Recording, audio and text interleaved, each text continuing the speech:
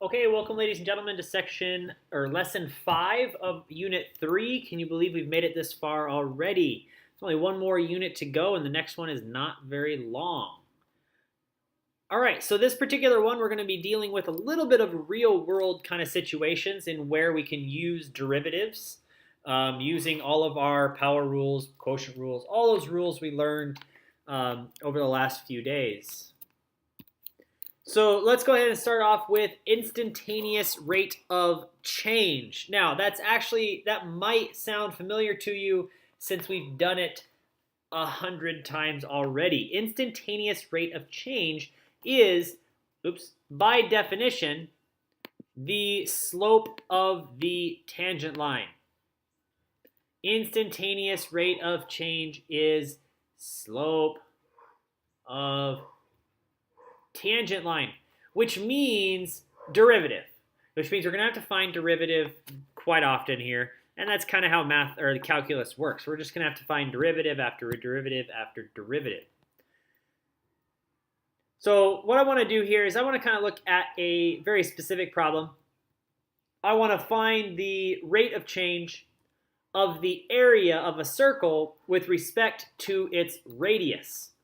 Now, that's a lot of words, but it actually comes out a little bit simple. We know that for a circle, area is equal to pi r squared.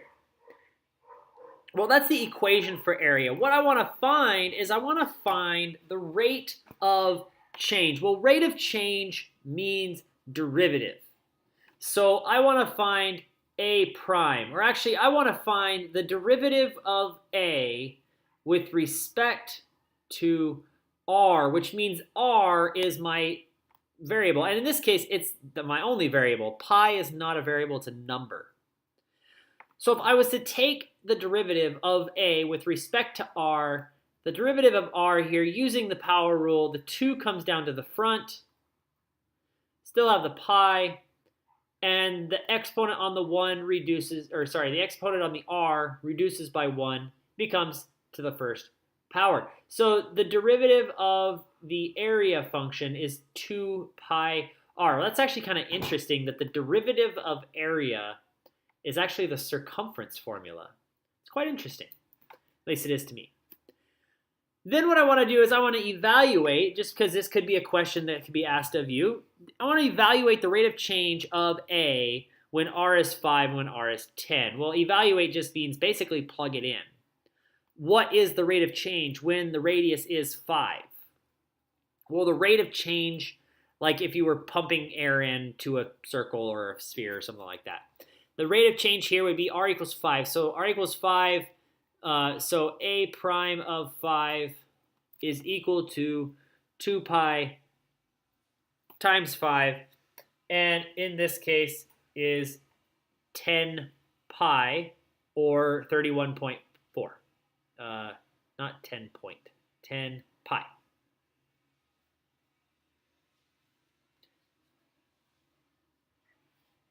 And quite obvious, or I think it's quite obvious, a prime of 10 would then be, okay, r is 10 times 2 is 20 pi. And what we kind of not notice here is as r gets bigger, the rate of change actually goes up.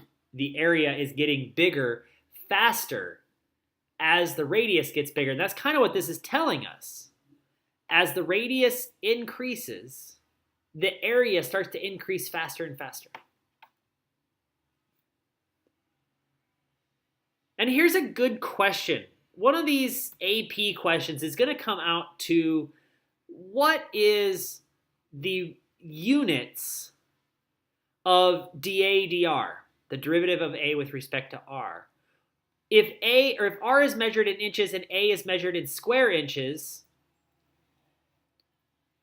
the units, well, in this case, dA is just area. So area it's going to be square inches of area per inch for my radius.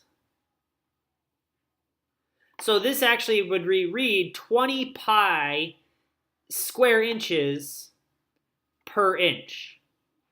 That's what this 20 pi would represent.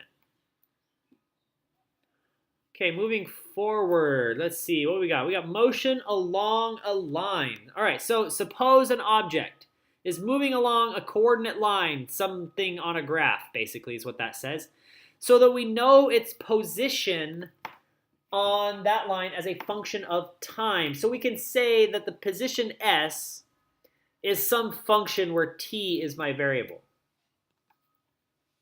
Well, there are some words that go along with calculus and physics. The first word is displacement. That basically means how far have you moved from your original spot.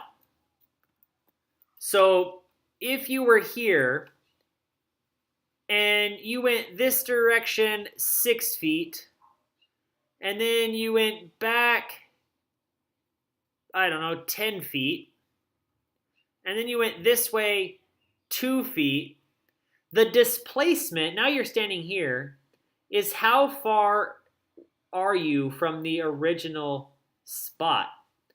Well, 6 feet, that's 8 feet in that direction, 10 feet in the other direction. So you're actually only 2 feet from where you started. Now, total distance traveled is actually going to be 18 feet, right? 10, 6, and 2. You've traveled a total of 18 feet. But your displacement from the beginning is only 2. So this is how we do displacement. Displacement is the change in S, or the change in position. And what that is f of time plus the change in time minus f of t. Well, here's what's kind of cool. Average velocity is actually just slope of the tangent line. Or sorry, not tangent line, secant line. Average velocity is slope of secant line. Well, you notice here with the change in S, that's the change in Y values. So this is actually starting to look like derivative. The average velocity is just displacement divided by how long you took to travel that far. So it's delta S over delta T, and then it becomes instantaneous velocity when we take the limit as delta T goes to 0. So instantaneous velocity is the derivative of the position function at time t. Now, the interesting thing is now we are going to start kind of thinking about it in physics terms and the fact that velocity can be positive or negative, but that determines just the direction you're going. If we're thinking about left and right, velocity, a positive velocity means going to the right, where a negative velocity means going to the left. But speed is the absolute value of velocity. If you're driving in your car and you're driving 30 miles an hour forwards or backwards, you're still driving 30 miles an hour. You're not driving negative 30 miles per hour because speed is the absolute value of velocity. The next thing you need to know is that acceleration is the derivative of velocity, or the second derivative of position. So if I gave you a position function, we could determine the acceleration by taking the second derivative. Or if I gave you velocity, you take the first derivative and get acceleration. So this is all connecting our calculus to the real world in terms of speed, velocity, and acceleration, and position, and displacement. All this stuff you learn about in physics, we now can connect it to the calculus. So there's some things that you might need to know in parts of your problems. The free fall constants, I always called them the gravity coefficients. Gravity is determined as 32 feet per second squared, or 32 feet per second per second. That's in the feet. And in metric, it's 9.8 meters per second squared. We'll use these off and on, but I just want you guys to have them just in case you need them at some point in time. So if I gave you this particular problem, a dynamite blast propels a heavy rock straight up with a launch velocity of 160 feet per second. It reaches a height of s equals 160t minus 16t squared after t seconds. You notice that s represents position. It tells you it reaches a height, which is a position, the height of this particular function. I want to know how high does the rock go, and there's different ways we could do this. Now, you could go old school on this and see that this is a quadratic function. You could factor, you could figure out what's halfway between the two factors, you could find the vertex, because quite honestly, it's going to go like this. And here's 10, and here's 0, and 5 is in here, and blah, blah, blah. But let's do a little calculus. The height of the rock, how high the rock goes, actually is that vertex. You're right. But we know some calculus. The slope of the tangent line at that rock, at that high point, is 0. And if you think about it, that means velocity is 0 at that highest point. There's an instantaneous point where the rock is actually not moving. It's not picking up, the velocity is 0. So if we did that, if we said s prime, okay, so s prime is 160 minus 32t. And we could take that and we could add 32t. Actually, we want to set this thing equal to 0 because we wanted to figure out where is the velocity 0. I forgot I was doing that. Equals 160. And if we divide by 32, t is equal to 5. You're right. And yes, we could have done this, but maybe the problem's not this easy as this particular problem is. If I take t equals to 5 and I substitute back into the original question because I want to figure out how high, I want to do s of 5. So 160 times 5 is 800 minus 16 times 25, which I believe is 400. And I get a height of 400. What do we got? We have feet. So it's 400 feet. What's something else we can ask? What is the velocity and speed of the rock when, not with, when it is 256 feet above the ground on the way up or on the way down? Now, since the highest point is 400, we know that it's going to hit 256 at some point in time. And we can do that. Okay, so velocity. So velocity is derivative, but we're looking at a position where we have 160t minus 16t squared. We want to know when that is equal to 256. Okay, so what does that mean? We want to know at what time are we at 256? Because we need to know the velocity at that time. So we can do this. We can add 16t to both t squared to both sides. We can subtract 160t minus 256 equals to 0. And we've done this plenty of times.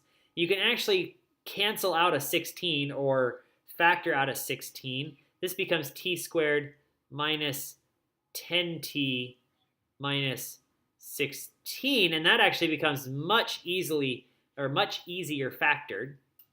So this becomes t minus 8 and t minus 2.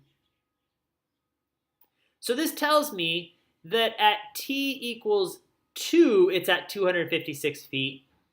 And at t equals 8, it's at 256 feet.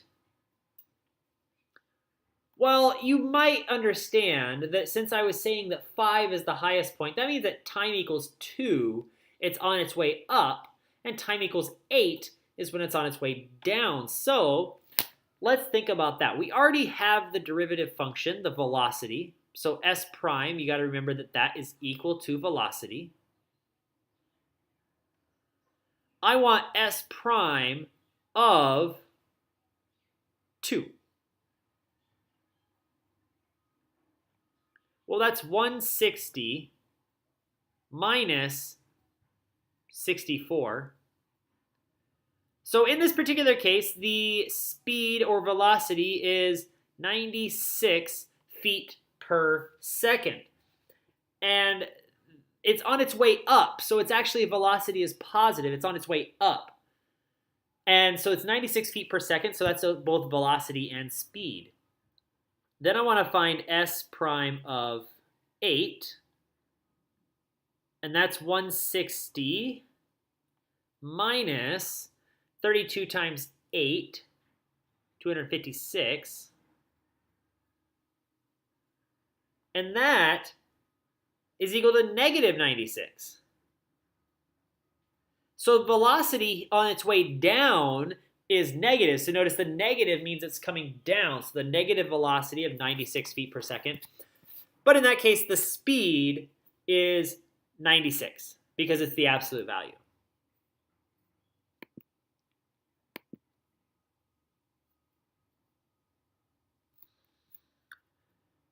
And then I want to know, what is the acceleration of the rock at any time during its flight?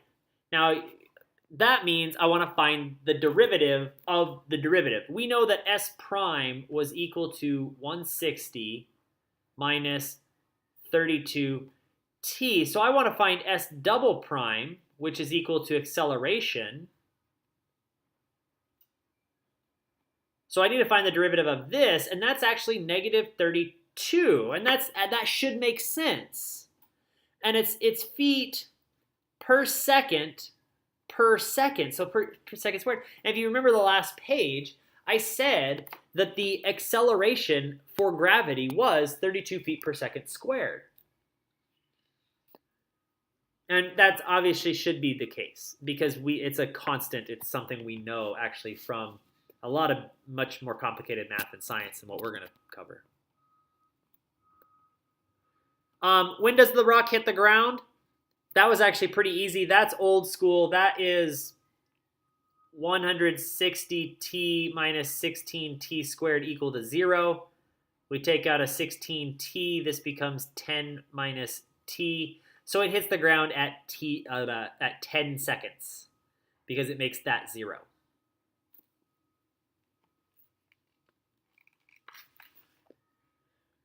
And we could do this for any type of equation. Let's say a particle moves along a line so that its position at any time is given by this particular function. So s is measured in meters and t is measured in seconds. I can find the displacement after the first 2 seconds. So displacement, by our definition, was f of t plus, or s, I guess in this case, delta t minus f of t.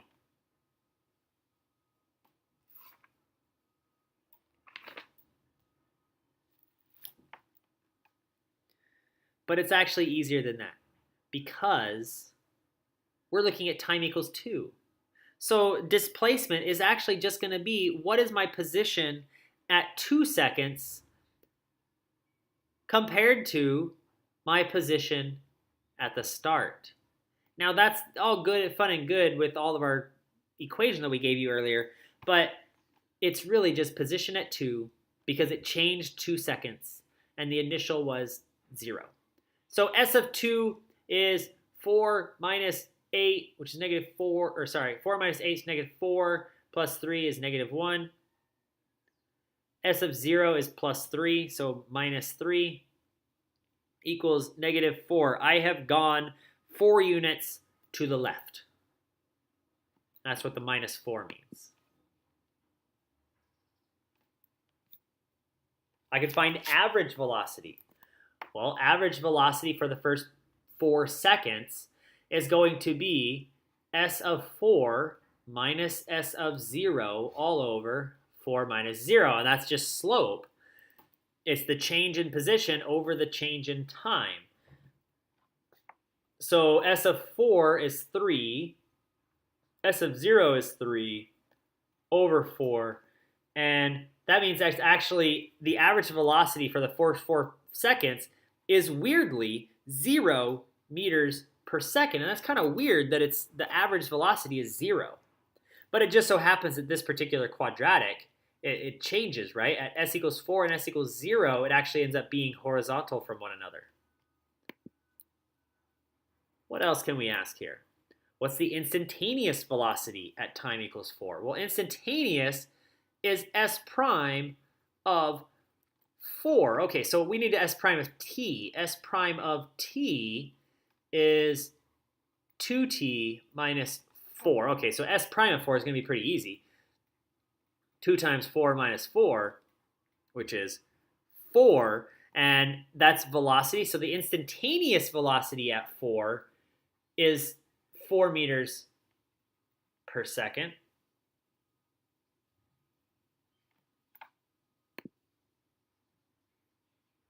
What else am I going to ask you here?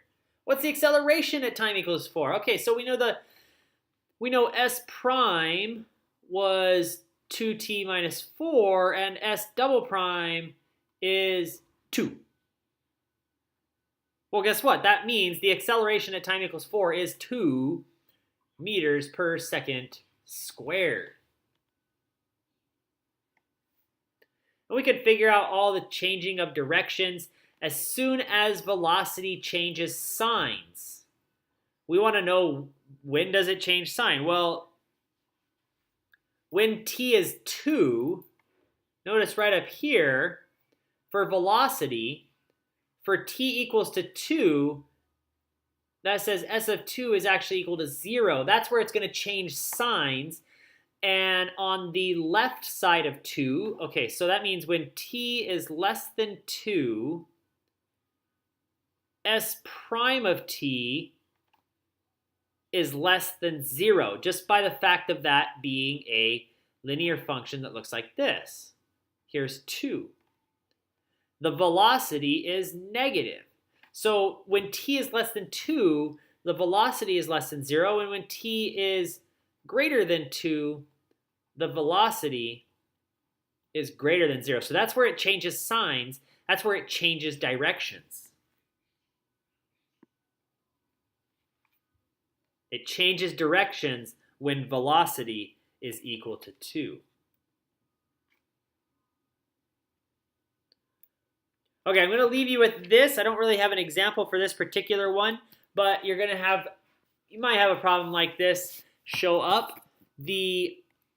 Where it's a real world problem, you got marginal cost and revenue. The derivative of, or the marginal cost is the derivative of the cost equation. And the revenue is the derivative of the revenue equation. Or marginal revenue is the derivative. Okay, I can't remember if I actually assigned this particular problem, but if I did, here you go. You have the cost and the revenues.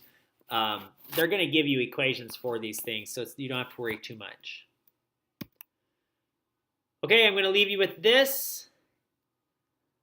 I will see you guys tomorrow. I hope you guys learned a little bit of stuff. Have fun, and I'll see you later.